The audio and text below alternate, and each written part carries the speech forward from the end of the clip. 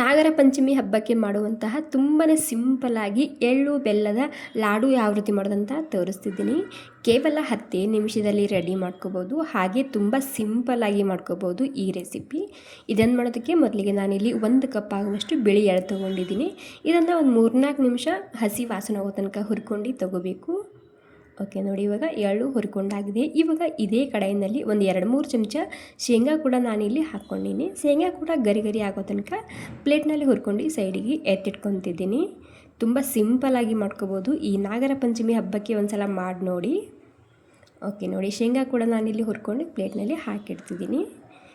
ಇವಾಗ ಇದೇ ಕಡಾಯಿನಲ್ಲಿ 1-2 ಚಮಚ ತುಪ್ಪ ಹಾಕ್ತಿದ್ದೀನಿ. ತುಪ್ಪ ಇಲ್ಲ ಅಂದರೆ ನೀವೇನು ಮಾಡಿ 1-2 ಚಮಚ ನೀರನ್ನ ಹಾಕ್ಕೋಬೋದು. ಇವಾಗ ಇದಕ್ಕೆ 3/4 ಕಪ್ ಆಗುವಷ್ಟು ನಾನಿಲ್ಲಿ ಬೆಲ್ಲನ ಹಾಕ್ತಿದ್ದೀನಿ. ನಿಮಗೆ ಸ್ವೀಟ್ ಜಾಸ್ತಿ ಬೇಕು ಅನ್ನೋದಾದರೆ 1 ಕಪ್ ಎಳ್ಳು ತೊಗೊಂಡ್ರೆ ನೀವಿಲ್ಲಿ 1 ಕಪ್ ಆಗುವಷ್ಟು ಬೆಲ್ಲನ ಹಾಕ್ಕೋಬೋದು. ನಾನಿಲ್ಲಿ ಸ್ವಲ್ಪ ಕಮ್ಮಿ ಹಾಕ್ಕೊಂಡಿನಿ. ಮತ್ತು ಇಲ್ಲಿ ಪಾಕದ ಅವಶ್ಯಕತೆ ಇಲ್ಲ ನಮಗೆ. ಜಸ್ಟ್ ಈ ಬೆಲ್ಲನ ಈ ತುಪ್ಪದಲ್ಲಿ ಕರಗಿಸ್ಕೊಂಡು ತೊಗೋಬೇಕು ಅಷ್ಟೇ. ಜಾಸ್ತಿ ಗಟ್ಟಿಯಾಗಿದ್ದರೆ ಉಂಡೆ ಕೂಡ ಜಾಸ್ತಿ ಗಟ್ಟಿಯಾಗಿ ಬರುತ್ತೆ. ಹೀಗಾಗಿ ಜಸ್ಟ್ ಇಲ್ಲಿ ಕರಗಿಸ್ಕೊಂಡು ತೊಗೋಬೇಕು ಬೆಲ್ಲ ಅಷ್ಟೇ. ಓಕೆ ನೋಡಿ, ಇವಾಗ ಮೆಲ್ಟ್ ಆಗಿದೆ ಬೆಲ್ಲ. ಮೆಲ್ಟ್ ಆದಮೇಲೆ ನಾನಿಲ್ಲಿ ಗ್ಯಾಸ್ನ ಬಂದ್ ಮಾಡ್ತಿದ್ದೀನಿ. ಬಂದ್ ಮಾಡಿ ಈ ರೀತಿ ಎಲ್ಲನೂ ಸೇರಿಸಿ ಒಳಗೆ ಗಂಟು ಇರಬಾರ್ದು ಆ ರೀತಿ ಇದನ್ನು ಪಾಕನ ರೆಡಿ ಮಾಡ್ಕೋಬೇಕಾಗುತ್ತೆ. ನಾನೇನಿಲ್ಲಿ ಜಾಸ್ತಿ ಕುದಿಸಿಲ್ಲ, ಜಸ್ಟ್ ಮೆಲ್ಟ್ ಆದಮೇಲೆ ಗ್ಯಾಸ್ನ ಬಂದ್ ಮಾಡ್ಕೊಂಡಿನಿಲ್ಲಿ.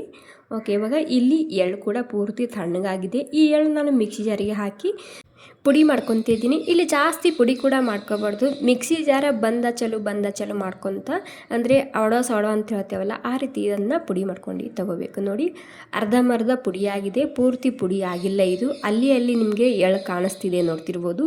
ಹಾಗೆ ಡೈರೆಕ್ಟಾಗಿ ಹಾಕೋದಕ್ಕಿಂತ ಈ ರೀತಿ ಸ್ವಲ್ಪನೇ ಪುಡಿ ಮಾಡ್ಕೊಂಡು ಹಾಕ್ಕೊಂಡ್ರೆ ಲಡ್ಡು ತುಂಬಾ ಸರಿಯಾಗಿ ಬರುತ್ತೆ. ತಿನ್ನೋ ಕೂಡ ತುಂಬ ರುಚಿಯಾಗಿರುತ್ತೆ. ಮತ್ತು ಇಲ್ಲಿ ಪಾಕ ಕೂಡ ಬಿಸಿಯಾಗಿರಬೇಕು. ಬಿಸಿಯಾಗಿರುವಂತಹ ಪಾಕಕ್ಕೆ ಈ ಎಳ್ಳಿನ ಪುಡಿ, ಶೇಂಗಾ ಪುಡಿ, ಹಾಗೆ ಒಂದು 2-3 ಚಮಚ ನಾನಿಲ್ಲಿ ಒಣ ಕೊಬ್ಬರಿ ಪೌಡರ್ ಹಾಕ್ಕೊಂಡಿನಿ. ಹಾಗೆ ಒಂದು ಅರ್ಧ ಚಮಚ ಏಲಕ್ಕಿ ಪೌಡರ್ ಹಾಕ್ತಿದ್ದೀನಿ.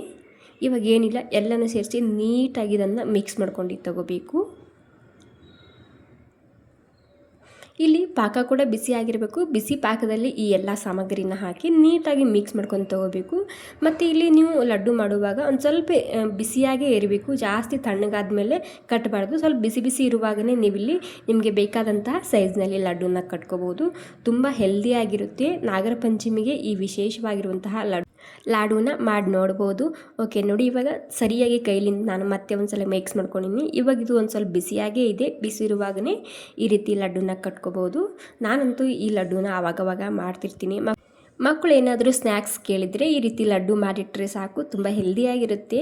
ಓಕೆ ನೋಡಿ, ನಮ್ಮ ಹೆಲ್ದಿಯಾಗಿರುವಂತಹ ಎಳ್ಳು ಬೆಲ್ಲದ ಲಾಡು ಅಥವಾ ಲಡ್ಡು ರೆಸಿಪಿ ರೆಡಿಯಾಗಿದೆ. ಎಷ್ಟು ಸಾಫ್ಟಾಗಿ ಸ್ಮೂತಾಗಿ ಬಂದಿದೆ ನೋಡಿ.